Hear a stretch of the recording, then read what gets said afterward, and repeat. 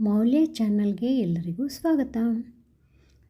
ಎಳೆಯರ ರಾಮಾಯಣ ಅಧ್ಯಾಯ 1 ಸೀತಾ ಪರಿಣಯ ಭಾಗ 4 ತಾಟಕಿ ಸಂಹಾರ. ಪಡಿಸುತ್ತಿರುವವರು ಭಾಗೀರಥಿ ಹೆಗಡೆ.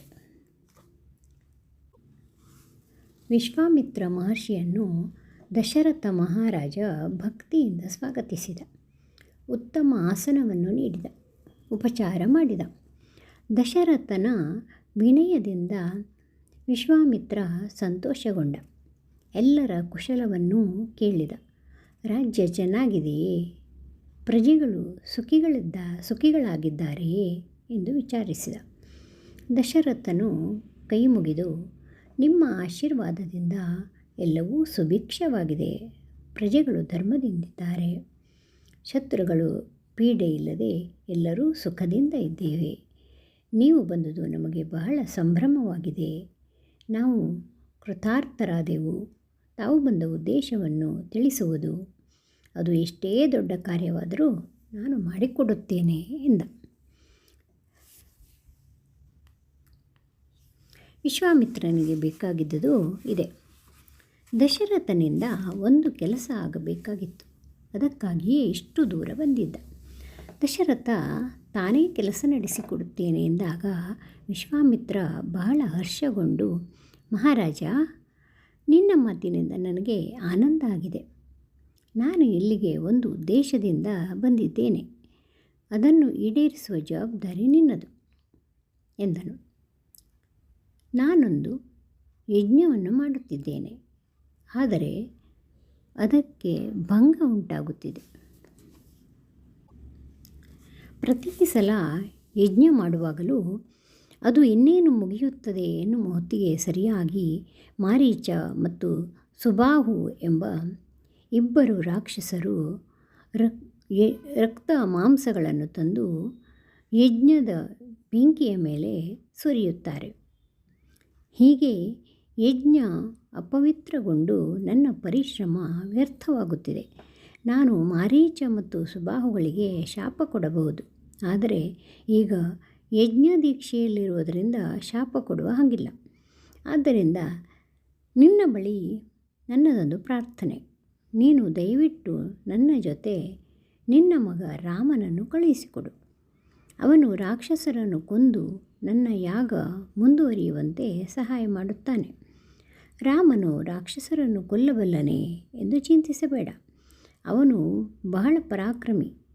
ಈ ರಾಕ್ಷಸರನ್ನು ಕೊಲ್ಲಲು ಅವನೊಬ್ಬನೇ ಸಮರ್ಥ. ಆದ್ದರಿಂದ ಅವನನ್ನು ನನ್ನ ಜೊತೆ ಕಳುಹಿಸಿಕೊಡು. ನನ್ನ ಪ್ರಾರ್ಥನೆಯನ್ನು ನಿರಾಕರಿಸಬೇಡ. ರಾಮನನ್ನು ನನ್ನ ಜೊತೆ ಕಳುಹಿಸುವುದರಿಂದ ನಿನಗೂ ಒಳ್ಳೆಯ ಹೆಸರು ಬರುತ್ತದೆ ಎಂದ. ವಿಶ್ವಾಮಿತ್ರನ ಪ್ರಾರ್ಥನೆಯನ್ನು ಕೇಳಿ ದಶರಥ ಚಿಂತಿತನಾದ. ರಾಮ ಅವನ ಮುದ್ದಿನ ಮಗ, ಕಣ್ಮಣಿ. ರಾಮನನ್ನು ನೋಡಿ ದಶರಥ ತನ್ನ ಮುಪ್ಪನ್ನು ಮರೆಯುತ್ತಿದ್ದ. ಅವನನ್ನು ಒಂದು ದಿನವೂ ಬಿಟ್ಟಿರುತ್ತಿರಲಿಲ್ಲ. ದಶರಥನ ದೃಷ್ಟಿಯಲ್ಲಿ ರಾಮ ಇನ್ನೂ ಒಂದು ಮಗು.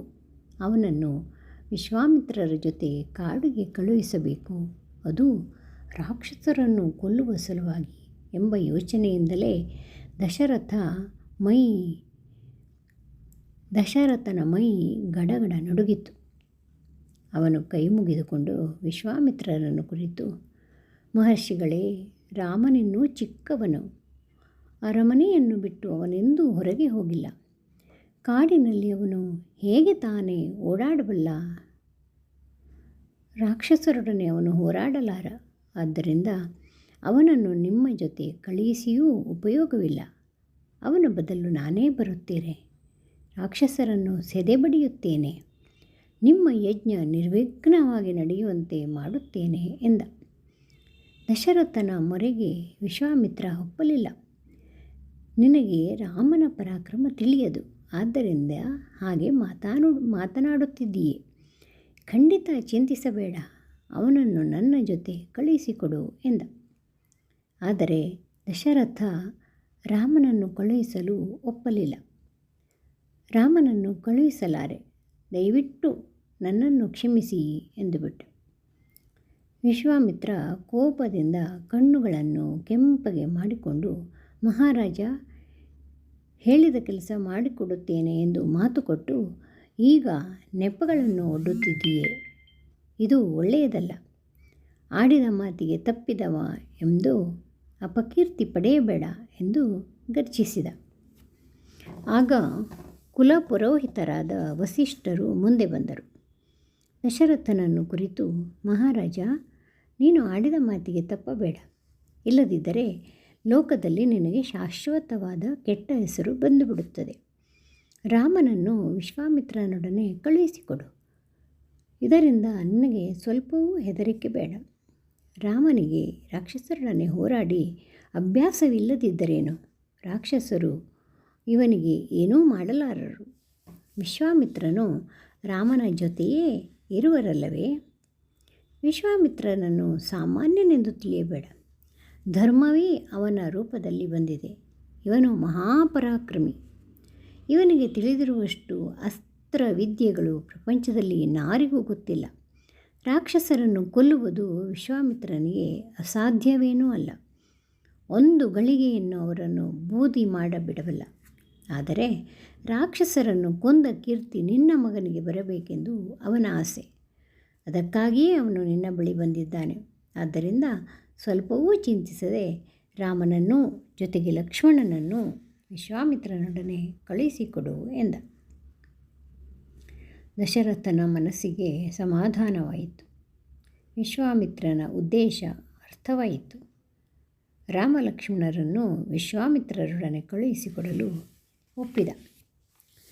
ಹುಡುಗರಿಬ್ಬರನ್ನೂ ಕರೆಸಿದ. ವಿಶ್ವಾಮಿತ್ರ ಬಂದ ಉದ್ದೇಶವನ್ನು ಅವರಿಗೆ ಹೇಳಿದ. ನೀವಿಬ್ಬರೂ ಮಹರ್ಷಿಗಳ ಜೊತೆ ಹೋಗಿ ಬನ್ನಿ ಎಂದ.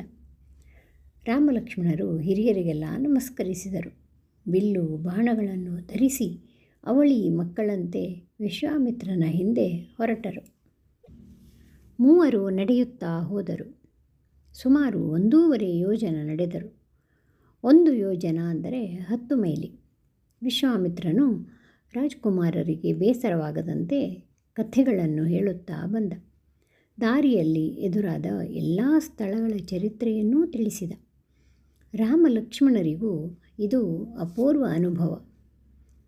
ಇದು ಏನು, ಅದು ಹೇಗೆ ಎಂದು ಪ್ರಶ್ನೆಗಳನ್ನು ಕೇಳಿ ಸಂಶಯಗಳನ್ನು ಪರಿಹರಿಸಿ ಮುನ್ನಡೆಯುತ್ತಿದ್ದರು. ಹಾಗೆಯೇ ನಡೆಯುತ್ತಾ ನಡೆಯುತ್ತಾ ಸರಯೂ ನದಿಯ ಸಮೀಪಕ್ಕೆ ಬಂದರು. ಸರಯೂ ನದಿ ಗಂಭೀರವಾಗಿ ಹರಿಯುತ್ತಿತ್ತು. ಮಹರ್ಷಿಯು ರಾಮಲಕ್ಷ್ಮಣರನ್ನು ಹತ್ತಿರ ಕರೆದು, ರಾಜಕುಮಾರರೇ, ನಾನು ಈಗ ನಿಮಗೆ 2 ಮಂತ್ರಗಳನ್ನು ಉಪದೇಶಿಸುತ್ತೇನೆ. ಅದಕ್ಕೆ ಮುಂಚೆ ನೀವು ಈ ಪುಣ್ಯ ನದಿಯ ಜಲವನ್ನು ಆಚಮನ ಮಾಡಿ. ಎಲ್ಲ ಮಂತ್ರಗಳಿಗೂ ತಾಯಿಯಾದ ಬಲ ಮತ್ತು ಅತಿಬಲ ಎಂಬ ಮಂತ್ರಗಳನ್ನು ಉಪದೇಶಿಸುತ್ತೇನೆ. ಈ ಮಂತ್ರಗಳ ಮಹಿಮೆಯಿಂದ ನಿಮಗೆ ಆಯಾಸವೇ ಆಗುವುದಿಲ್ಲ. ಹಸಿವು ಬಾಯಾರಿಕೆಗಳ ಬಾಧೆ ಇರುವುದಿಲ್ಲ. ನೀವು ನಿದ್ರಿಸುತ್ತಿದ್ದಾಗ ರಾಕ್ಷಸರು ನಿಮಗೆ ತೊಂದರೆ ಕೊಡಲು ಸಾಧ್ಯವಾಗುವುದಿಲ್ಲ. ಬಾಹುಬಲದಲ್ಲಿ ಇತರರು ನಿಮ್ಮನ್ನು ಮೀರಿಸಲಾರರು. ಈ ಮಂತ್ರಗಳನ್ನು ಜಪಿಸಿದರೆ ನೀವು ಕೀರ್ತಿವಂತರಾಗುತ್ತೀರಿ ಎಂದು ತಿಳಿಸಿದ. ಆಗ ರಾಮಲಕ್ಷ್ಮಣರು ನದಿಯಲ್ಲಿ ಸ್ನಾನ ಮಾಡಿ ಆಚಮನ ಮಾಡಿದರು. ಬಲ ಮತ್ತು ಅತಿಬಲ ಎಂಬ ಮಂತ್ರಗಳ ಉಪದೇಶವನ್ನು ಪಡೆದರು. ಇದರಿಂದ ಅವರ ಬಲ ಮತ್ತು ತೇಜಸ್ಸು ಇಮ್ಮಡಿಸಿದವು. ಆ ರಾತ್ರಿಯನ್ನು ಅವರು ಸರಿಯೂ ನದಿಯ ದಡದಲ್ಲಿ ಕಳೆದರು. ಮೂವರು ಹುಲ್ಲು ಹೊಟ್ಟುಗಳ ಹಾಸಿಗೆಯನ್ನು ಹಾಸಿಕೊಂಡರು. ರಾಮ ಲಕ್ಷ್ಮಣರು ಆ ಹಾಸಿಗೆ ಮೇಲೆ ಮಲಗಿದರು. ಮೇಲೆ ಭವ್ಯವಾದ ಆಕಾಶ, ಅಸಂಖ್ಯಾತ ನಕ್ಷತ್ರಗಳು ಮಿನುಗುತ್ತಿದ್ದವು. ಪಕ್ಕದಲ್ಲಿಯೇ ಸರಿಯೂ ನದಿ ಹರಿಯುತ್ತಿದ್ದ ಇಂಪಾದ ಜುಳುಜುಳು ದನಿ. ತಾವು ರಾಜಕುಮಾರರು ಇಷ್ಟು ದಿನ ಅರಮನೆಯ ಸುಪ್ಪತ್ತಿಗೆ ಮೇಲೆ ಮಲಗುತ್ತಿದ್ದೆವು. ಈ ದಿನ ಕಾಡಿನಲ್ಲಿ ಹುಲ್ಲಿನ ಮೇಲೆ ಮಲಗಿದ್ದೇವೆ ಎಂದು ಅವರಿಗೆ ಅನ್ನಿಸಲೇ ಇಲ್ಲ. ವಿಶ್ವಾಮಿತ್ರ ಮೃದುವಾಗಿ ಹೇಳುತ್ತಿದ್ದ ಮಧುರವಾದ ಕಥೆಗಳನ್ನು ಆಲಿಸುತ್ತಿದ್ದರು. ಹಾಗೆಯೇ ಜೊಂಪು ಹೊತ್ತಿತ್ತು. ಹಾಯಾಗಿ ನಿದ್ದೆ ಹೋದರು. ರಾತ್ರಿ ಕಳೆಯಿತು, ಬೆಳಗಾಯಿತು. ಸೊಪ್ಪಿನ ಹಾಸಿಗೆ ಮೇಲೆ ಮಲಗಿದ್ದ ರಾಮಲಕ್ಷ್ಮಣರನ್ನು ವಿಶ್ವಾಮಿತ್ರ ಎಬ್ಬಿಸಿದ. ರಾಮ ಕೌಸಲ್ಯೆಯ ಸುಪುತ್ರ. ಬೆಳಗಾಗುತ್ತಾ ಬಂತು, ಏಳು, ಸಂಧ್ಯಾವಂದನಾದಿ ಕಾರ್ಯಗಳನ್ನು ಮಾಡು ಎಂದು ಮಧುರ ಕಂಠದಿಂದ ಎಚ್ಚರಿಸಿದ. ರಾಮಲಕ್ಷ್ಮಣರು ಎದ್ದರು, ಸ್ನಾನ ಮಾಡಿದರು, ಸೂರ್ಯನಿಗೆ ಅರ್ಘ್ಯವನ್ನಿತ್ತರು, ಗಾಯತ್ರಿ ಮಂತ್ರವನ್ನು ಜಪಿಸಿದರು. ಬೆಳಗಿನ ಕರ್ಮಗಳನ್ನು ಮುಗಿಸಿ ವಿಶ್ವಾಮಿತ್ರನಿಗೆ ನಮಸ್ಕರಿಸಿದರು. ವಿಶ್ವಾಮಿತ್ರ ಮುಂದೆ ಹೊರಟ. ಅವನ ಹಿಂದೆಯೇ ರಾಮಲಕ್ಷ್ಮಣರೂ ಸಹ ಹೊರಟರು. ಮುಂದೆ ಮುಂದೆ ಹೋಗುತ್ತಾ ಒಂದು ದೊಡ್ಡ ಸಂಗಮ ಸ್ಥಳ ಕಂಡು ಬಂದಿತ್ತು. ಅಲ್ಲಿ ಸರಯೂ ನದಿ ಮತ್ತು ಗಂಗಾ ನದಿ ಸಂಗಮಿಸುತ್ತದೆ. ಆ ನದಿಯ ದಂಡೆಗಳಲ್ಲಿ ಹಲವಾರು ಪುಣ್ಯ ಆಶ್ರಮಗಳು. ಆ ಆಶ್ರಮಗಳನ್ನು ಕಂಡು ರಾಮಲಕ್ಷ್ಮಣರ ಕುತೂಹಲ ಕೆರಳಿತ್ತು. ವಿಶ್ವಾಮಿತ್ರನನ್ನು ಕುರಿತು, ಪೂಜ್ಯರೇ, ಇದು ಯಾರ ಆಶ್ರಮ? ಇಲ್ಲಿ ಯಾವ ಮುನಿಗಳಿದ್ದಾರೆ ಎಂದು ಕೇಳಿದರು. ವಿಶ್ವಾಮಿತ್ರನು, ಈ ಸ್ಥಳದ ಮಹಿಮೆಯನ್ನು ಕೇಳಿರಿ ಎಂದು ಹೇಳತೊಡಗಿದನು.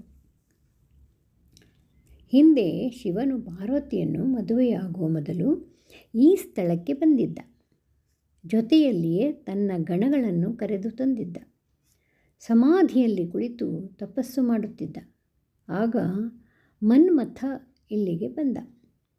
ಅವನ ರೂಪ ಬಹಳ ಮನೋಹರವಾಗಿತ್ತು. ಮನ್ಮಥನಿಗೆ ಕಾಮ ಎಂದು ಹೆಸರು. ಅವನು ಶಿವನು ತಪಸ್ಸು ಮಾಡುತ್ತಿದ್ದುದನ್ನು ನೋಡಿದ. ಆಗ ಜಗತ್ತಿನ ಕಲ್ಯಾಣಕ್ಕಾಗಿ ಶಿವನು ಪಾರ್ವತಿಯನ್ನು ಮದುವೆಯಾಗಬೇಕಾಗಿತ್ತು.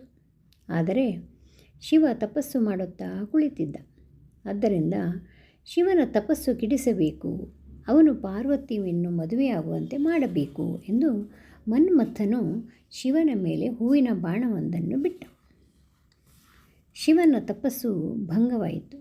ಅವನಿಗೆ ಕಾಮನ ಮೇಲೆ ಅಸಾಧ್ಯ ಕೋಪ ಬಂತು. ಶಿವನಿಗೆ 3 ಕಣ್ಣುಗಳಿದ್ದವು. ಒಂದು ಹಣೆಯ ಮಧ್ಯದಲ್ಲಿ ಇತ್ತು. ಇದಕ್ಕಾಗಿ ಅವನನ್ನು ಹಣೆಗಣ್ಣ ಎಂದು ಕರೆಯುತ್ತಾರೆ. 3 ಕಣ್ಣಾದ್ದರಿಂದ ಮುಕ್ಕಣ್ಣ ಎಂದು ಕರೆಯುತ್ತಾರೆ. ಹಣೆಯ ಮೇಲಿನ ಕಣ್ಣು ಯಾವಾಗಲೂ ಮುಚ್ಚಿರುತ್ತಿತ್ತು. ಅದನ್ನು ತೆರೆದರೆ ಎದುರಿಗಿದ್ದವರು ಸುಟ್ಟು ಹೋಗುತ್ತಿದ್ದರು. ಶಿವನಿಗೆ ಮನ್ಮಥನ ಮೇಲೆ ಕೋಪ ಬಂದಾಗ ಅವನು ತನ್ನ ಹಣೆಗಣ್ಣನ್ನು ತೆರೆದ. ಮನ್ಮಥ ಕೂಡಲೇ ಸುಟ್ಟು ಬೂದಿಯಾದ. ಹಾಗೆ ಮನ್ಮಥನಿಗೆ ಅಂಗಗಳು ಅಂದರೆ ಶರೀರ ಇಲ್ಲವಾಯಿತು. ಈ ಪ್ರದೇಶದಲ್ಲಿ ಮನ್ಮಥನು ಅಂಗಗಳನ್ನು ಕಳೆದುಕೊಂಡದ್ರಿಂದ ಇದಕ್ಕೆ ಅಂಗದೇಶ ಎಂದು ಹೆಸರು ಬಂತು. ಈಶ್ವರನು ತಪಸ್ಸು ಮಾಡುತ್ತಿದ್ದ ಪುಣ್ಯಾಶ್ರಮ ಇದು. ಈಗಲೂ ಇಲ್ಲಿ ಅವನ ಶಿಷ್ಯರು ತಪಸ್ಸು ಮಾಡುತ್ತಿದ್ದಾರೆ. ನಾವು ಈ ರಾತ್ರಿ ಈ ಪುಣ್ಯ ಸಂಗಮದ ನಡುವೆ ಈ ಪವಿತ್ರ ಆಶ್ರಮಗಳಲ್ಲಿ ಇಳಿದುಕೊಳ್ಳೋಣ ಎಂದ. ಇಷ್ಟು ಹೊತ್ತಿಗೆ ವಿಶ್ವಾಮಿತ್ರನು ಅಲ್ಲಿಗೆ ಬಂದ. ಆ ಸುದ್ದಿ ಎಲ್ಲರಿಗೂ ತಲುಪಿತು. ಆಶ್ರಮವಾಸಿಗಳು ಎಲ್ಲರೂ ಬಂದರು. ವಿಶ್ವಾಮಿತ್ರನಿಗೆ ನಮಸ್ಕರಿಸಿದರು. ಮೂವರನ್ನೂ ಸತ್ಕರಿಸಿದರು. ಮಾರನೆಯ ಬೆಳಿಗ್ಗೆ ಬೇಗನೆ ಎದ್ದರು. ಎಲ್ಲ ವಿಧಿಗಳನ್ನು ಪೂರೈಸಿದರು. ಗಂಗಾ ನದಿ ತೀರಕ್ಕೆ ಬಂದರು. ಆಶ್ರಮವಾಸಿಗಳು ಒಂದು ಉತ್ತಮವಾದ ದೋಣಿಯನ್ನು ತರಿಸಿದರು.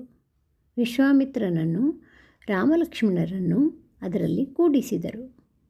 ಶುಭ ಪ್ರಯಾಣವನ್ನು ಕೋರಿ ಕಳುಹಿಸಿದರು. ದೋಣಿ ಮೆಲ್ಲನೆ ಮುಂದೆ ಸಾಗಿತ್ತು. ನದಿಯ ಮಧ್ಯಭಾಗಕ್ಕೆ ಬಂದಿತ್ತು. ಅಲ್ಲಿ ಅಲೆಗಳು ಒಂದನ್ನೊಂದು ಬಡಿದು ದೊಡ್ಡ ಸದ್ದು ಆಗುತ್ತಿತ್ತು. ರಾಮನು, ಇದೇನು ಮಹಾಶಬ್ದ ಎಂದು ಕೇಳಿದ. ವಿಶ್ವಾಮಿತ್ರನು, ರಾಮ, ಗಂಗಾ ನದಿಯೊಡನೆ ಸರಯೂ ನದಿ ಬಂದು ಸೇರುತ್ತದೆ. ಆ ನದಿಗೆ ಈ ನದಿ ಸೇರುವಾಗ ಆಗುವ ಶಬ್ದ ಇದು. ಹಿಂದೆ ಬ್ರಹ್ಮದೇವನು ಕೈಲಾಸದಲ್ಲಿ ಒಂದು ಸರೋವರ ಇರಬೇಕೆಂದು ಮನಸ್ಸು ಮಾಡಿದ. ಕೂಡಲೇ ಅಲ್ಲಿ ಒಂದು ದೊಡ್ಡ ಸರೋವರ ಆಯಿತು. ಮನಸ್ಸಿನ ಸಂಕಲ್ಪದಿಂದ ಸರೋವರ ಹುಟ್ಟಿದ್ದರಿಂದ ಅದಕ್ಕೆ ಮಾನಸ ಸರೋವರ ಎಂದು ಹೆಸರು ಬಂದಿತ್ತು. ಆ ಸರೋವರದ ನೀರು ಉಕ್ಕಿ ಉಕ್ಕಿ ಹರಿಯಿತು. ಅದು ಒಂದು ನದಿ ಆಯಿತು.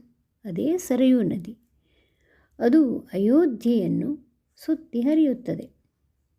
ನಿಮ್ಮ ರಾಜ್ಯದಲ್ಲಿ ಹರಿಯುವ ಮಹಾನದಿಯ ಪುಣ್ಯ ಕಥೆ ಇದು. ಈ ಸ್ಥಳದಲ್ಲಿ ಗಂಗಾ ಮತ್ತು ಸರಯೂ ನದಿಗಳ ಪವಿತ್ರ ಸಂಗಮ ಆಗುತ್ತಿದೆ. ನೀವು ಇದಕ್ಕೆ ನಮಸ್ಕರಿಸಿ ಎಂದನು. ರಾಮಲಕ್ಷ್ಮಣರಿಬ್ಬರು ಭಕ್ತಿಯಿಂದ ಸಂಗಮಕ್ಕೆ ನಮಸ್ಕರಿಸಿದರು. ನಂತರ ಗಂಗಾ ನದಿಯ ದಕ್ಷಿಣ ತೀರವನ್ನು ತಲುಪಿದರು. ದೋಣಿಯಿಂದ ಇಳಿದು ಮುಂದೆ ಹೋದರು. ಎದುರಿಗೆ ಘೋರವಾದ ಕಾಡು. ಹಚ್ಚ ಹಗಲಿನಲ್ಲಿಯೂ ಸಹ ಕಾರ್ಗತ್ತಲು. ಕ್ರೂರವಾದ ಪ್ರಾಣಿಗಳಿಂದ ಕೂಡಿ ಕಾಡು ಹೆದರಿಕೆ ಹುಟ್ಟಿಸುವಂತಿತ್ತು. ರಾಮ ವಿಶ್ವಾಮಿತ್ರನನ್ನು ಕೇಳಿದ, ಮಹರ್ಷಿಗಳೇ, ಈ ಕಾಡು ಬಹಳ ಭಯಂಕರವಾಗಿದೆ. ಎಲ್ಲ ಕಡೆಯೂ ದುಷ್ಟ ಜಂತುಗಳೇ ಎದುರು ಕಾಣುತ್ತಿವೆ. ಮನುಷ್ಯರ ಸುಳಿವೇ ಇಲ್ಲ. ಇದು ಯಾವ ಕಾಡು? ವಿಶ್ವಾಮಿತ್ರ ಕೇಳಿದ. ರಾಮ, ಈ ಸ್ಥಳ ಮೊದಲು ದೊಡ್ಡ ರಾಜ್ಯವಾಗಿತ್ತು. ಇದಕ್ಕೆ ಮಲದ ಕುರುಷ ಎಂಬ ಹೆಸರಿತ್ತು. ಈಗ ಇಲ್ಲಿ ತಾಟಕಿ ಎಂಬ ರಾಕ್ಷಸಿ ವಾಸವಾಗಿದ್ದಾಳೆ.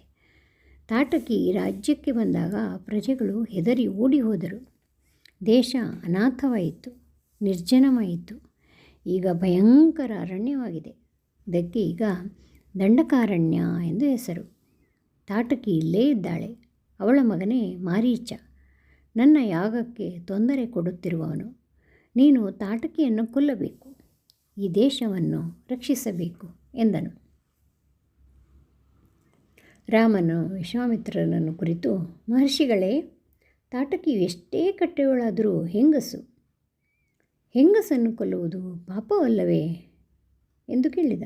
ಅದಕ್ಕೆ ವಿಶ್ವಾಮಿತ್ರ, ದುಷ್ಟರು ಯಾರೇ ಆಗಲಿ ಅವರು ತಮ್ಮ ನಡತೆಯನ್ನು ತಿದ್ದಿಕೊಳ್ಳದೆ ಹೋದರೆ ಅವರಿಂದ ಲೋಕಕ್ಕೆ ಕ್ಷೇಮವಾಗುವುದಿಲ್ಲ. ಅವರಿಂದ ಕೆಟ್ಟ ಕೆಲಸಗಳು ಹೆಚ್ಚಿ ತೊಂದರೆಯುಂಟಾಗುತ್ತದೆ. ದುಷ್ಟರನ್ನು ನಿರ್ಲಕ್ಷಿಸುವುದೇ ಪಾಪ. ಹೆಂಗಸಾಗಲಿ, ಮಕ್ಕಳಾಗಲಿ, ಮೂಕ ಪ್ರಾಣಿಗಳಾಗಲಿ ದುಷ್ಟರು ದುಷ್ಟರೇ. ಆದ್ದರಿಂದ ಈಕೆಯನ್ನು ಕೊಲ್ಲುವುದು ಕ್ರೂರವಾದ ಕೆಲಸ, ಪಾಪದ ಕೆಲಸ ಎಂದು ಅನುಮಾನ ಬೇಡ. ಇವಳನ್ನು ಸಂಹರಿಸು. ಈ ತಾಟಕಿ ಮಹಾಪಾಪಿ, ಧರ್ಮವನ್ನು ಬಿಟ್ಟಿದ್ದಾಳೆ. ಆದ್ದರಿಂದ ಧರ್ಮವನ್ನು ರಕ್ಷಿಸುವುದಕ್ಕಾಗಿಯೂ ನೀನು ಇವಳನ್ನು ಕೊಲ್ಲಬೇಕು ಎಂದ. ವಿಶ್ವಾಮಿತ್ರ ಹೇಳಿದ ಮಾತುಗಳನ್ನು ರಾಮ ಕೇಳಿದ. ಮಹರ್ಷಿ ಹೇಳಿದ್ದು ಸರಿ ಎನಿಸಿತು. ಜತೆಗೆ ಮನಸ್ಸಿನಲ್ಲಿಯೇ ಆಲೋಚಿಸಿದ. ವಿಶ್ವಾಮಿತ್ರರು ಹೇಳಿದ ಹಾಗೆ ಕೇಳಬೇಕು. ಹಾಗೆಂದು ನಮ್ಮ ತಂದೆ ಅಪ್ಪಣೆ ಮಾಡಿದ್ದಾರೆ. ತಂದೆಯ ಮಾತಿನಂತೆ ನಡೆಯುವುದೇ ಮಕ್ಕಳ ಕರ್ತವ್ಯ. ಅದೇ ನಮ್ಮ ಧರ್ಮ. ಆದ್ದರಿಂದ ವಿಶ್ವಾಮಿತ್ರರು ಹೇಳಿದಂತೆ ಕೇಳುತ್ತೇನೆ ಎಂದು ನಿಶ್ಚಯಿಸಿ, ಮಹರ್ಷಿಗಳೇ, ತಾಟಕಿಯನ್ನು ಕೊಲ್ಲಬೇಕೆಂದು ನನಗೆ ಅಪ್ಪಣೆ ಕೊಟ್ಟಿದ್ದೀರಿ. ಅದು ಧರ್ಮರಕ್ಷಣೆಗಾಗಿ, ಲೋಕಹಿತಕ್ಕಾಗಿ ಎಂದು ಹೇಳುತ್ತಿದ್ದೀರಿ. ನನಗೆ ಇನ್ನೇತರ ಅನುಮಾನ? ನಿಮ್ಮ ಮಾತಿನಂತೆಯೇ ನಾನು ನಡೆದುಕೊಳ್ಳುತ್ತೇನೆ ಎಂದ. ತನ್ನ ಬಿಲ್ಲನ್ನು ಕೈಯಲ್ಲಿ ತೆಗೆದುಕೊಂಡು ಬಿಲ್ಲನ್ನು ಮೀಂಟಿ ಠೇಂಕಾರ ಮಾಡಿದ. ಈ ಶಬ್ದ ಕಾಡಿನ ಎಲ್ಲ ದಿಕ್ಕುಗಳಲ್ಲಿಯೂ ಮೊಳಗಿತು. ಅರಣ್ಯದ ಪ್ರಾಣಿಗಳೆಲ್ಲವೂ ಬೆಚ್ಚಿ ಬಿದ್ದವು. ಪಕ್ಷಿಗಳು ಮರದ ಮೇಲಿಂದ ಹಾರಾಡುತ್ತಾ ಗದ್ದಲ ಮಾಡಲಾರಂಭಿಸಿದವು. 1 ನಿಮಿಷದ ಹಿಂದೆ ಮೌನವಾಗಿದ್ದ ಕಾಡು ಸದ್ದು ಗದ್ದಲಗಳಿಂದ ತುಂಬಿ ಹೋಯಿತು. ಬಿಲ್ಲಿನ ಠೇಂಕಾರ ತಾಟಕಿಯೂ ಕೇಳಿಸು. ಆಕೆಗೆ ಆಶ್ಚರ್ಯವಾಯಿತು, ಜೊತೆಗೆ ಕೋಪವೂ ಬಂತು. ಇಷ್ಟು ದಿನ ಅವಳನ್ನು ಕೆಣಕುವ ಸಾಹಸಕ್ಕೆ ಯಾರೂ ಕೈ ಹಾಕಿರಲಿಲ್ಲ. ಸದ್ದು ಬರುತ್ತಿದ್ದ ಕಡೆಗೆ ಓಡಿ ಬಂದಳು. ಎದುರಿಗೆ ರಾಮಲಕ್ಷ್ಮಣರು ವಿಶ್ವಾಮಿತ್ರನ ಸಂಗಡ ನಿಂತಿದ್ದನ್ನು ಕಂಡಳು. ಅವಳ ವಿಕಾರವಾದ ರೂಪವನ್ನು, ರಾಕ್ಷಸಿ ದೇಹವನ್ನು ರಾಮ ನೋಡಿದ. ಅವನಿಗೆ ಸ್ವಲ್ಪವೂ ಹೆದರಿಕೆ ಆಗಲಿಲ್ಲ. ಮೊದಲು ಅವಳ ಕಿವಿ ಮೂಗುಗಳನ್ನು ಕತ್ತರಿಸಿ ಬುದ್ಧಿ ಕಲಿಸಬೇಕೆಂದು ಯೋಚಿಸಿದ. ಲಕ್ಷ್ಮಣನ ಮುಂದೆಯೂ ಹಾಗೆಯೇ ಹೇಳಿದ.